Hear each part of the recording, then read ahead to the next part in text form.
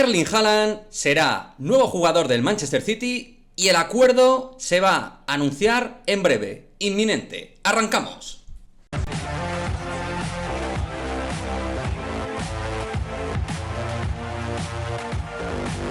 ¿Qué pasa, chicos? Muy buenas, bienvenidos a otro vídeo de Madridismo al Día TV. Pues sí, efectivamente, se va a hacer oficial en muy poquito que Erling Haaland va a ser nuevo jugador del Manchester City. De hecho, coinciden ya distintos medios que están apuntando a esta información de que muy pronto, en breve, incluso inminente, se va a hacer oficial el acuerdo entre el Borussia Dortmund y el Manchester City, donde el City pagaría la cláusula por Erling Haaland, más, ya sabéis, todas las comisiones pertinentes a este movimiento. Y es que al final se confirma algo que íbamos postulando dentro de este canal, una idea que íbamos demarcando y que al final se va a confirmar, que es que el Real Madrid ha estado expectante, pero no ha marcado una línea de prioridad para fichar a Erling Haaland. Es decir, no ha apostado con todo para fichar al delantero noruego y al final se ha focalizado sobre todo en la figura de Kylian Mbappé. Podrá ser acertado o no, pero al final el movimiento del Real Madrid es bastante evidente. Ha estado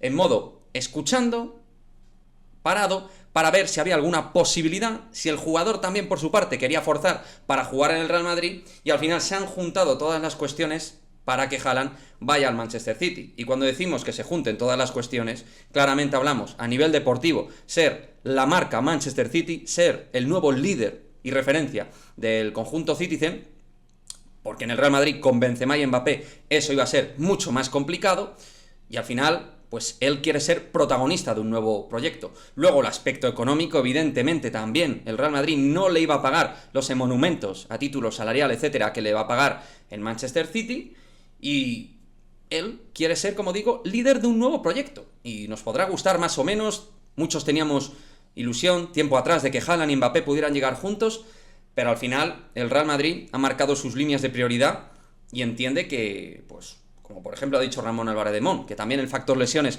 podía jugar un problema. Este año ha sido un jugador que ha tenido muchísimas lesiones, reiterado, ha jugado un número de partidos bastante limitado, aún así sus números con respecto al número de partidos jugados es brutal, sobresaliente, no hay duda del nivel, de la calidad de crack que tiene Erling Haaland, pero es verdad que precedentes como Eden Hazard a lo mejor no han ayudado en ese aspecto, pero para mí el tema de las lesiones, entre comillas, es algo que seguro que el club ha valorado, pero es secundario respecto al tema económico y, sobre todo, también al tema deportivo por parte del futbolista a la hora de marcarse sus prioridades, ¿no? De lo que él quiere a título a corto y a medio plazo.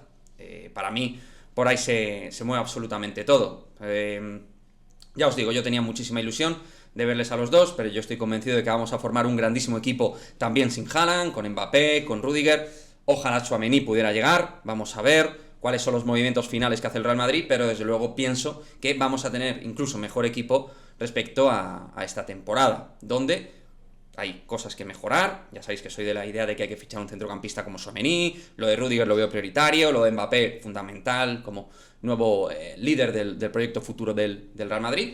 En fin, veremos qué es lo que pasa, pero lo que no va a pasar al 99% parece ser es que Haaland fiche por el Real Madrid y finalmente va a fichar por el Manchester City de Pep Guardiola. Me gustaría, chicos, como siempre, que dejéis en el cajón de comentarios vuestra opinión al respecto de cómo lo veis. Si consideráis que, bueno, el Real Madrid tenía que haber insistido más en todos los aspectos para fichar a Haaland, si consideráis que tal y como está estructurado el equipo con Benzema, Mbappé y Vinicius, pues no tiene espacio. Luego está el factor también 2023, que Benzema termina contrato en el 23 y, oye, considerabais que por ello también era prioridad Haaland. En fin, lo que sea, me lo dejáis en el cajón de comentarios y nos vemos en el próximo vídeo. Adiós.